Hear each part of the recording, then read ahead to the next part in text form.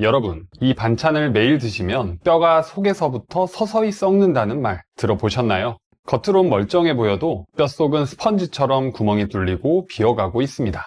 이게 바로 우리가 잘 아는 골다공증인데요.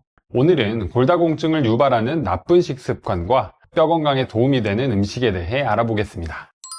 조사에 따르면 60대 이상 여성의 절반 가까이가 골다공증 위험군인데요. 골다공증은 뼈의 밀도가 감소하고 강도가 약해져 골절에 취약해지는 질환입니다. 골다공증은 특별한 증상이 없는데요. 그래서 실제로 뼈가 부러지거나 관련된 합병증이 생기고 나서야 알아차리는 경우가 많습니다. 건강보험 심사평가원에 따르면 2023년 골다공증으로 진료를 받은 사람이 무려 130만 명으로 2019년보다 약 20% 증가했다고 하는데요. 특히 여성 비율이 95%나 차지하고 있습니다. 여성들은 폐경을 전후로 골밀도가 급격히 낮아지는데요.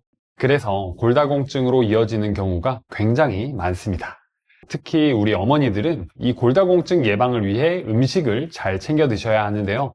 식탁 위에 자주 오르고 칼슘의 제왕이라고도 불리지만 의외로 칼슘을 앗아가는 반찬이 있습니다. 바로 멸치볶음인데요.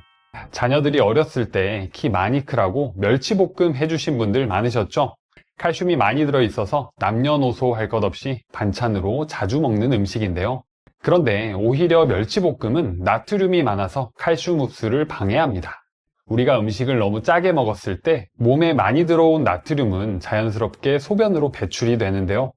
그런데 문제는 이때 신장에서 나트륨을 내보낼 때 칼슘도 같이 배출시킵니다. 그렇게 되면 몸속에 칼슘이 없어지기 때문에 우리 몸에서는 뼈에 저장된 칼슘을 꺼내서 쓰게 되는데요. 이 과정이 반복되다 보면 뼛속 칼슘이 줄어 골밀도가 감소하고 골다공증의 위험이 높아집니다. 실제로 미국 국립보건원에서는 고염 시기 칼슘 배출을 증가시켜 골다공증 위험을 높인다고도 발표했는데요. 그래서 평소에 짭짤하게 밥 반찬으로 먹던 멸치볶음은 조금 다른 방법으로 조리해 주시는 게 좋은데요. 먼저 일반 멸치를 사용하실 경우 물에 헹궈 짠맛을 충분히 빼주는 게 좋습니다. 만약 멸치를 새로 구매하시는 거라면 무염 멸치를 따로 구매하셔서 조리해 주는 게 제일 나트륨 걱정을 더는 거겠죠. 저염 멸치볶음 레시피는 고정 댓글로 남겨놓을게요. 그리고 멸치볶음 하실 때 견과류를 넣어서 볶으시는 분들 많으시죠? 그런데 사실 멸치와 견과류는 함께 먹었을 때 영양학적으로 추천하는 조합은 아닌데요. 견과류에는 피틴산이라는 성분이 들어있습니다. 그런데 이 피틴산이 칼슘을 좋아하는 특징이 있는데요. 그래서 멸치의 칼슘과 만나면 절대 떨어지지 않고 손을 꽉 잡아 몸에 흡수되지 못하게 하여 몸 밖으로 배출되게 됩니다. 그래서 기껏 저염 레시피로 멸치볶음을 만들어서 나트륨 함량을 낮췄더라도 견과류와 함께 먹게 되면 말짱 꽝이 되는 건데요.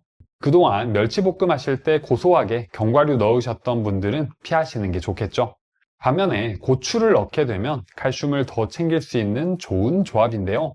고추에는 철분이 풍부해서 칼슘 흡수를 도와주는 성질이 있습니다. 그래서 멸치볶음을 하실 때는 견과류보다 꽈리고추를 곁들여서 볶아주시면 영양학적으로 아주 좋습니다. 뼈 건강에 좋은 음식들은 여러 가지가 있는데요. 모두들 잘 알고 계신 대로 우유와 치즈, 그리고 해조류에 특히 칼슘이 풍부합니다. 그리고 콩과 두부에도 칼슘 함량이 풍부한데요. 그렇다면 채소 종류에는 어떤 음식들이 있을까요? 골다공증에 좋은 꿀조합 채소 첫 번째는 바로 무청입니다. 겨울철 산삼 부럽지 않은 식재료가 바로 무인데요. 무에는 디아스타제라는 성분 덕분에 탄수화물과 단백질의 소화를 돕습니다. 그래서 소화가 안 될 때 동치미를 먹는 게 실제로 큰 도움이 되는데요. 그리고 무에는 글루코시놀레이트라는 성분 덕분에 우리 몸속의 독소를 제거해 주는데 좋고 위와 간의 기능을 원활하게 해주는 천연 약재로도 쓰입니다. 마지막으로 혈관 건강에 좋아서 고혈압이 있으시거나 콜레스테롤 수치가 높으신 분들이 챙겨 드시면 좋습니다. 하지만 무보다 무청의 영양소가 훨씬 풍부한데요. 무청을 먹어야 하는 제일 큰 이유는 골다공증을 예방하는 칼슘 때문입니다. 무청에는 100g당 약 329mg의 칼슘이 들어있는데요. 이것은 무보다 약 10배나 많은 양입니다. 또 무청에서는 칼륨이 무보다 1.5배, 비타민C는 5배나 더 많이 함유되어 있는데요. 흔히 무청을 말려서 시래기로 활용을 하죠.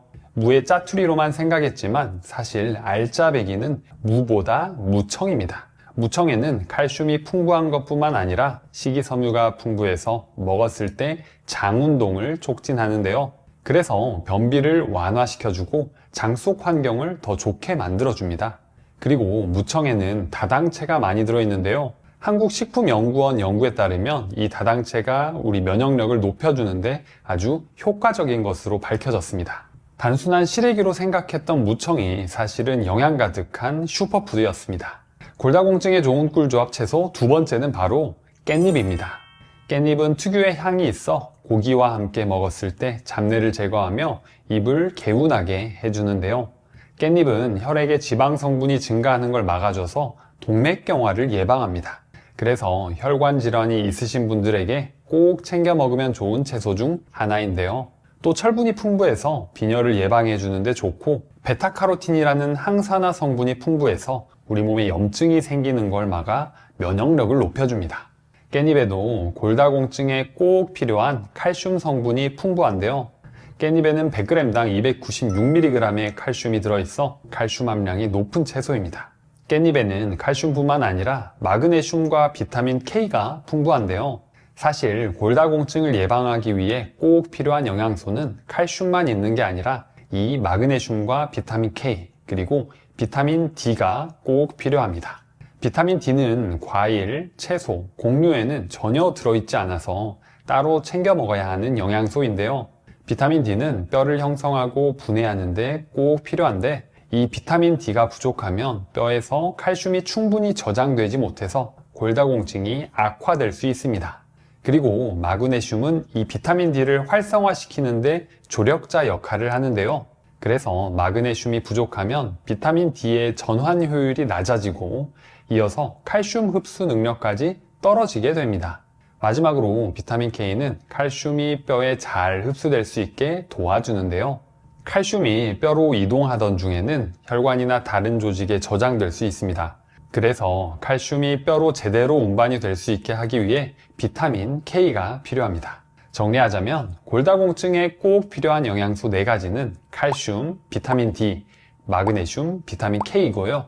칼슘은 뼈를 튼튼하게 만드는 핵심 성분, 비타민 D는 칼슘이 뼈에 잘 들어가게 도와주는 역할, 마그네슘은 비타민 D가 더 많이 생기게 해주는 역할, 비타민 K는 칼슘이 다른 길로 빠지지 않게 길을 터주는 역할을 해준다고 생각하면 이해하기 쉽습니다. 그렇기 때문에 골다공증을 예방하기 위해선 이 칼슘, 마그네슘, 비타민 K가 들어간 음식을 잘 챙겨 먹는 게 중요합니다. 골다공증에 좋은 꿀조합 채소 3번째는 바로 케일입니다. 쌈밥을 먹을 때, 샐러드로 먹을 때 케일이 빠질 수 없는데요. 세계보건기구에서는 케일을 3대 면역식품으로 꼽을 만큼 효능이 가득한데요. 우선 케일에는 100g당 328mg의 칼슘이 들어있는데요. 무청 다음으로 칼슘이 많은 채소입니다. 칼슘이 많다고 알려진 우유, 멸치와 비교해도 손색이 없을 정도인데요. 케일도 깻잎처럼 마그네슘과 비타민 K가 함께 있어서 골다공증 예방에 도움을 줄 수 있는 채소 중 하나입니다. 그리고 케일에는 베타카로틴도 풍부한데요. 베타카로틴이 풍부하다고 알려진 시금치, 당근, 브로콜리 가운데 2번째로 높은 함량을 가지고 있습니다. 그 덕분에 피부 노화를 늦추고 암을 예방하는 데도 좋습니다. 케일에는 설포라판 성분과 인돌3 카비놀 성분이 있어 암 예방에 더욱더 효과적입니다. 그리고 당뇨에 좋은 성분들이 풍부한데요. 식물성 오메가3 지방산과 단백질, 그리고 식이섬유가 풍부해서 혈당 조절에 도움을 주고 인슐린이 잘 작용할 수 있게 도와줍니다. 정리하자면 케일은 골다공증 예방뿐만 아니라 항산화 성분이 풍부해서 염증 완화와 혈관 건강에도 도움을 줄 수 있으니 우리 부모님들이 챙겨 드시면 좋은 채소 중 하나입니다. 골다공증에 좋은 꿀조합 채소 4번째는 바로 청경채입니다. 언뜻 배추같이 생기기도 한 청경채는 크게 4가지 효능이 있는데요. 먼저 뼈 건강에 좋습니다. 청경채는 칼슘, 마그네슘, 비타민 K가 풍부하고 이외에 미네랄 성분도 있어서 골밀도를 향상시켜 주는데요. 청경채 한 컵 분량에는 비타민 K가 하루 권장량의 26%가 들어있어서 칼슘과 함께 골다공증을 예방해 주는데 좋습니다. 그리고 청경채에는 엽산과 비타민 B도 풍부해서 심장 건강에 좋고 루테인과 제아잔틴 같은 카로티노이드 성분이 들어있어 눈 건강에 좋습니다. 마지막으로 암을 예방하는 데도 좋은데요. 미국 국립암연구소에 따르면 청경채, 양배추, 케일, 브로콜리 같은 십자화과 채소에 글루코시올레이트라는 성분 때문에 발암물질을 막아내고 폐암, 전립선암, 대장암의 위험을 줄인다고도 밝혔습니다. 지금까지 알려드린 4가지의 골다공증 채소 중 평소에 즐겨 드신 것도 있고 익숙하지 않아서 잘 먹지 않은 것들도 있으실 텐데요. 각각 채소마다 요리해서 먹으면 좋은 레시피들을 더보기와 고정 댓글에 남겨드릴게요. 사실 골다공증은 특별한 증상이 없어서 알아차리기가 힘든데요.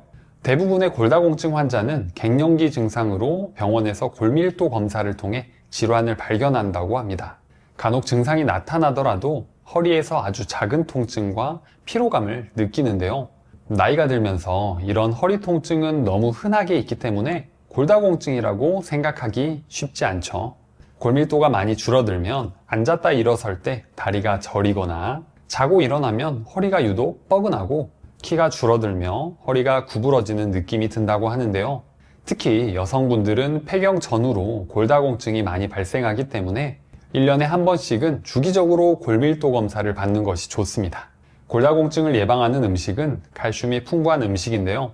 앞서 설명드린 채소류 이외에는 우유, 콩, 치즈, 건새우, 해조류, 멸치 등을 챙겨 드시고 비타민 D 합성을 원활하게 할 수 있도록 주 2회 30분은 꼭 햇볕을 쬐시는 게 좋습니다. 참고로 비타민 D는 고등어, 표고버섯, 달걀 노른자, 우유 등에 들어있는데요. 특히 말린 목이버섯에 비타민 D가 풍부하기 때문에 함께 챙겨 드시면 좋습니다. 이렇게 잘 챙겨 드신다고 골다공증을 예방할 수 있는 게 아니라 안 좋은 생활 습관은 꼭 피하셔야 하는데요. 흡연을 하시면 장에서 칼슘 흡수율이 떨어지기 때문에 꼭 피하셔야 하고 술 역시 뼈 생성을 억제하기 때문에 피하셔야 합니다. 그리고 운동은 필수적인데요. 이때 체중 부하 운동을 해주시면 좋습니다. 체중 부하 운동은 걷기, 조깅, 계단 오르기 같이 본인의 체중을 이용해 자극을 주는 운동인데요. 주 5회 이상 30분씩은 유산소 운동을 하고 주 3회 이상 30분씩 근력 운동을 하는 게 가장 좋습니다. 만약 밖을 잘 나가지 못하는 분들이라면 집에서도 쉽게 할 수 있는 운동이 있는데요. KBS 생로병사의 비밀에서 소개된 부모님들을 위한 근력 운동법 5가지를 소개해 드리겠습니다. 집에서 의자 하나만 있으면 어렵지 않게 할 수 있는 운동이니까요. 제가 하는 모습을 보고 잘 따라해 보세요. 첫 번째로 의자에서 앉았다 일어나기입니다. 두 번째로 의자를 잡고 옆으로 다리 들기입니다. 세 번째로 의자를 잡고 무릎 굽혔다 펴기입니다. 네 번째로 의자를 잡고 까치발 들기입니다. 다섯 번째로 의자를 잡고 뒤로 다리 뻗기입니다. 만약 연세가 있으신 경우에는 무리하지 않고 꾸준히 하는 게 무엇보다 중요합니다. 감자는 땅속의 사과라 불릴 정도로 각종 영양 성분이 가득한데요. 오늘은 감자가 우리 몸에 어떻게 좋은지 그 효능에 대해 알아보고 건강을 위해 조심해야 하는 꽝조합과 더 건강하게 먹을 수 있는 꿀조합에 대해 알려드리겠습니다. 6월부터 10월까지의 감자는 가격도 저렴하고 맛이 가장 좋은 제철 감자인데요. 감자는 탄수화물, 단백질, 비타민, 무기질 등이 아주 풍부합니다. 사과보다 3배나 많은 비타민C를 함유하고 있어 땅속의 사과라고도 불리는데요. 감자에 많이 함유된 비타민C는 강력한 항산화제로 항염증 효과와 항산화 효과가 탁월합니다. 그래서 노화를 방지하고 암과 심장병 예방에도 좋습니다. 그리고 철분 흡수를 도와줘서 빈혈을 예방하는 데도 좋은데요. 또 채소류에 들어있는 비타민은 열을 가하면 대부분 파괴되지만 감자는 전분 입자가 막을 형성해서 막아주기 때문에 열을 가해도 비타민C의 손실이 크지 않습니다. 감자에는 식이섬유가 함유되어 있어서 배변 활동을 개선해주고 식후 혈당 상승을 억제하며 콜레스테롤 개선에 도움을 주는데요. 특히 불용성 식이섬유는 물에 녹지 않고 팽창작용이 일어나 대변의 부피를 증가시켜줍니다. 또 소화기에서 완전히 분해되지 않고 대장에서 점액 분비를 촉진시켜 우리가 쾌변을 볼 수 있게 도와줍니다. 그리고 감자는 허약해진 위의 기능을 강화하는 대표적인 식품 중 하나인데요. 예전부터 소화불량, 위염, 위궤양에 감자가 좋다고 알려졌는데 이것은 감자 속의 폴리페놀과 아르기닌 성분 덕분입니다. 이 성분들이 위 점막을 보호하고 세포 변성을 막아 위염과 위궤양 개선에 도움을 주는 것이죠. 그래서 생감자를 갈아서 꾸준히 먹으면 위염으로 인한 통증을 줄이는 데 좋습니다. 여름철 강한 햇살에 피부가 타게 되면 감자팩 해보신 적이 있으시죠? 이게 바로 감자의 탁월한 항염증 효과 때문입니다. 그리고 감자에는 칼륨이 많아 우리 몸속 나트륨 배출을 도와줘서 부종과 고혈압 환자의 혈압 조절에도 도움이 됩니다. 또 마그네슘이 풍부하여 눈밑 떨림이나 종아리쥐가 있으신 분들이 챙겨 드시면 좋습니다. 이렇게 감자가 가진 풍부한 효능을 100% 활용하시려면 감자의 장점을 깎아내리는 꽝조합은 피하고 감자의 장점을 살리는 꿀조합은 챙겨서 드시는 것이 좋습니다. 자, 지금부터는 이 조합에 대해서 하나씩 알아볼게요. 첫 번째 꽝조합은 바로 냉장고에 넣어둔 삶은 감자입니다. 여러분, 혹시 삶은 감자를 냉장 보관 후에 먹으면 혈당 걱정 없이 먹을 수 있다는 이야기 들어보셨나요? 그런데 이 이야기는 사실 잘못 알려지고 있는 이야기입니다. 감자는 각종 영양소가 많이 들어있지만 탄수화물 함량이 높아서 당 섭취에 주의해야 하는 식품 중 하나인데요. 그런데 요즘 감자나 밥을 냉장고에 넣어뒀다가 먹으면 저항성 전분, 즉 잘 안 녹는 전분이 많아져서 혈당이 내려가니까 걱정 없이 먹어도 된다는 잘못된 정보들이 알려지고 있습니다. 이 이야기는 어디서 나오게 된 걸까요? 2015년에 발표된 한 연구에 따르면 따뜻한 밥 그리고 4도씨에서 하루 동안 식힌 밥을 비교한 결과 저항성 전분이 0.64g에서 1.65g으로 소폭 증가한 것으로 나타났습니다. 참고로 저항성 전분이란 체내에서 소화효소에 의해 잘 분해되지 않는 전분인데요. 그래서 우리 몸에 흡수되지 않고 대장에서 식이섬유와 비슷한 역할을 해서 건강에 좋습니다. 하지만 주목해야 할 점은 혈당 측정 결과값인데요. 이 연구에서는 저항성 전분 1g으로 혈당이 낮아졌다고 이야기하지만 사실 실험 대상자가 겨우 15명 뿐이었습니다. 저항성 전분이 포함된 같은 음식을 먹더라도 혈당이 오르는 건 사실 개인차가 크기 때문에 15명 표본의 연구로는 일반화시켜 말하기가 어려운데요. 그리고 2021년에 발표된 연구에 따르면 냉장고에 식혀서 먹는 방법은 혈당을 낮추는 데 큰 차이가 없다는 연구 결과도 있었습니다. 그렇기 때문에 혹시나 당뇨 환자이신 분들이 감자나 밥을 냉장고에 넣어뒀다 먹으면 혈당 걱정 없이 먹어도 된다는 말을 믿고 마음껏 드셨다가는 오히려 건강관리에 어려움을 겪을 수 있으니까 조심하셔야 합니다. 꼭 기존에 관리하시던 대로 감자의 섭취는 줄이고 현미밥, 잡곡밥 등으로 혈당 관리를 하시는 방법이 혈당 관리 측면에서 훨씬 효율적입니다. 그렇다면 두 번째로 당뇨 환자분들은 감자를 어떻게 드시는 게 좋을까요?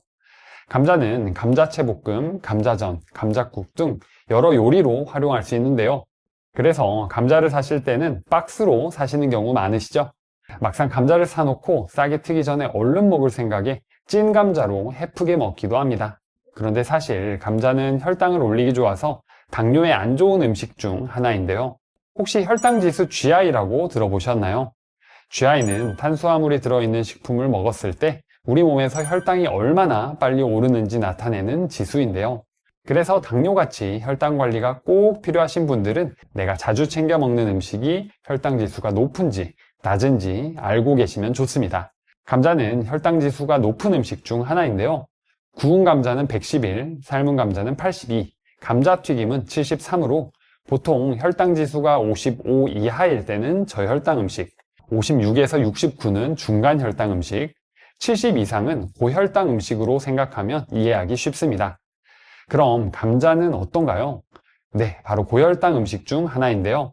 특히 감자는 뜨거운 상태로 먹으면 대부분 소화성 전분 상태로 흡수되면서 짧은 시간 안에 혈당이 많이 오르게 됩니다.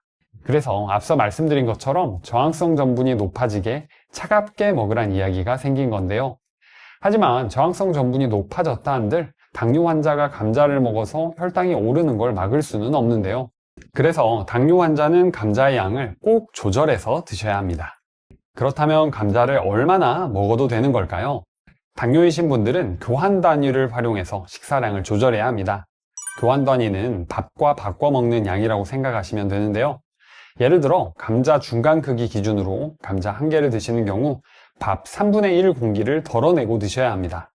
만약에 감자를 하루에 3개 정도 드셨다면 그날 밥 1공기만큼은 꼭 덜 드셔야 합니다. 또 감자 반찬이나 감자국을 함께 드신다면 감자의 양만큼 밥을 조금씩 덜어내서 드셔야겠죠. 세 번째 꽝조합은 바로 만성 콩팥병이 있는 경우입니다. 만성 콩팥병은 우리 몸의 칼륨을 몸 밖으로 배출하는 능력을 떨어지게 하는데요. 이로 인해 칼륨이 많이 함유되어 있는 음식을 먹으면 혈액 속에 칼륨이 많아지는 고칼륨혈증이 생길 수 있습니다. 고칼륨혈증이 발생하면 근육의 힘이 약해질 뿐만 아니라 심장이 불규칙적으로 뛰는 부정맥은 물론 심한 경우 심장마비 등으로 생명을 위협할 수 있습니다. 이 때문에 콩팥의 기능이 많이 떨어진 만성 콩팥병이 있으신 경우에는 감자의 섭취를 가급적 피하시는 것이 좋습니다. 신장질환이 없는 건강한 분들은 칼륨을 조금 많이 섭취한다고 하더라도 신장을 통해 효과적으로 칼륨이 배설되기 때문에 크게 걱정하지 않으셔도 됩니다. 그렇다면 감자는 하루에 얼마나 먹는 게 적정량일까요? 일일 칼륨량과 다른 음식으로 칼륨을 섭취하는 것까지 고려했을 때 주먹 크기의 감자 기준으로 하루에 3개 이하로 드시는 게 가장 좋습니다. 다음으로 감자를 건강하게 먹는 법을 알아볼까요? 꿀조합 첫 번째는 바로 구운 감자입니다. 여러분, 감자가 조리법에 따라 영양 성분이 달라진다는 사실 알고 계셨나요? 감자에 함유된 대부분의 영양소는 생감자보다 익힌 감자에 더 많이 들어 있습니다. 그런데 삶거나 찌거나 굽는 조리 방법 중에서도 구운 감자에 영양소가 제일 많이 들어있는데요. 감자 속 필수 지방산인 리놀렌산은 세포의 성장과 신체 발달에 꼭 필요한 영양소입니다. 이 리놀레산은 구운 감자의 100g당 39.17mg이 들어있어 생감자 7.78mg보다 무려 5배나 많은데요. 또 감자에는 다양한 아미노산과 무기질이 들어있는데 생감자보다 구운 감자의 함량이 평균 20% 더 높은 걸 알 수 있습니다. 그리고 감자에는 비타민C가 아주 많이 들어있는데요.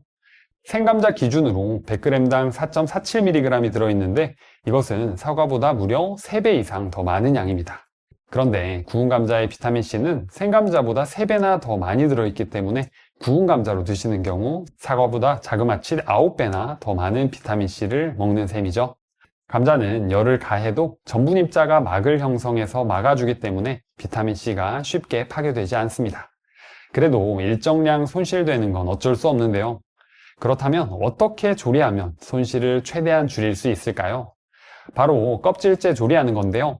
농촌진흥청은 감자 껍질을 벗기지 않고 요리한 경우 비타민C가 10에서 15% 손실만 일어났다고 밝혔습니다. 앞으로 찐감자보다는 껍질째 감자를 구워서 드시면 맛과 영양 모두를 챙길 수 있겠죠. 건강하게 먹는 꿀조합 두 번째는 바로 달걀입니다. 감자에는 100g당 약 2.5g의 단백질이 포함되어 있는데요. 감자의 단백질은 콩을 제외한 일반적인 채소 중에 단백질 함유량이 가장 많습니다. 하지만 이것은 채소 중에 단백질 함유량이 높다는 뜻이지 단백질 하루 권장 섭취량을 감자로 채우기엔 사실 부족한 양입니다. 또 감자는 식물성 단백질이기 때문에 섭취했을 때 필수 아미노산이 풍부하지 않은 영양학적 한계가 있습니다. 그러므로 감자를 달걀과 함께 드시면 감자에 모자란 필수 아미노산을 보충하기에 딱 좋은데요. 완전식품으로 유명한 계란은 단백질이 특히 풍부하고 비타민과 무기질 등 우리 몸에 필요한 필수 아미노산을 골고루 갖추고 있어 남녀노소 모두에게 질 좋은 단백질을 공급하는 매우 좋은 식품입니다. 그리고 감자의 단백질이 달걀만큼 최고로 평가되는 거 알고 계셨나요? 우리 몸에서 소화와 흡수되는 아미노산의 양을 기준으로 점수를 매기는 필수 아미노산 점수가 있는데요. 여기서 우유는 117점, 달걀은 101점, 그 뒤를 이어 감자는 100점을 받았습니다. 그래서 감자와 달걀을 같이 먹으면 제일 좋은 단백질 세트를 드시는 것과 마찬가지입니다. 그리고 아침에 감자와 달걀을 함께 드시면 위가 빈 공복 상태에서도 위 점막의 부담이 적고요. 감자에 모자란 단백질은 계란이 채워주고 계란에 모자란 비타민C는 감자가 채워주며 영양소를 상호 보완해주는 좋은 조합이라 아침 공복에 추천하는 식단 중 하나입니다. 이때 감자와 달걀 그대로를 함께 드시는 것으로도 좋지만 감자 달걀 샐러드를 만들어 드시면 아주 맛있는데요. 자세한 레시피는 고정 댓글로 올려놓을 테니 한번 만들어 드셔보세요. 이 샐러드를 빵 사이에 넣어 먹으면 한 끼 식사로도 충분한 샌드위치가 됩니다.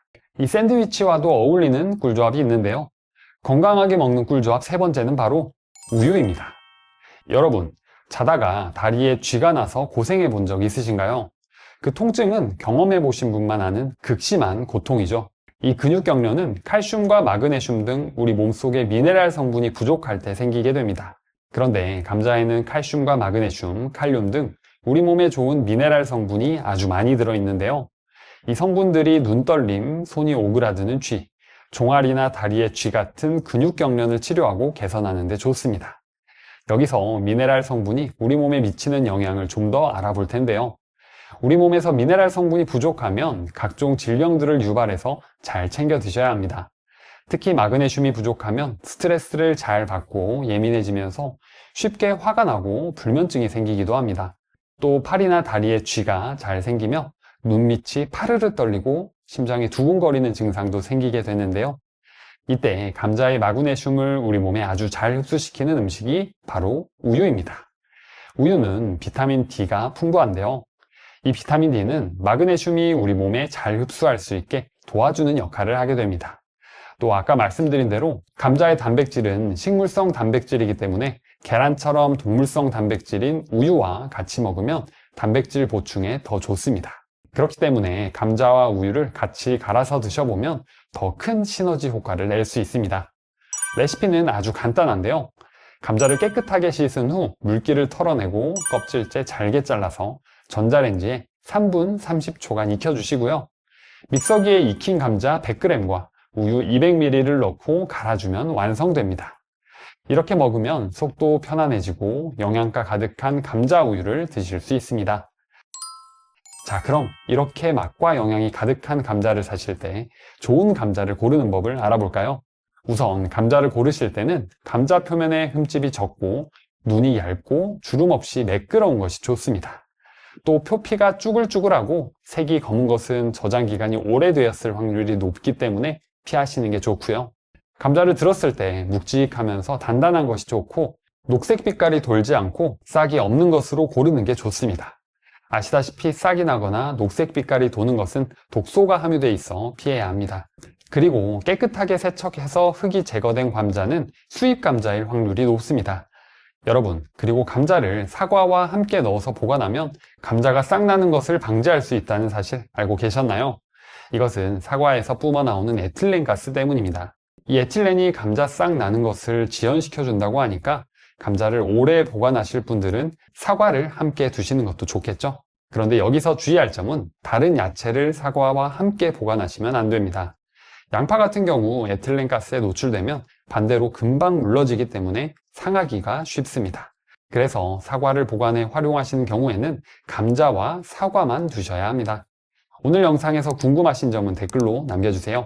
여러분의 댓글과 좋아요가 큰 힘이 됩니다.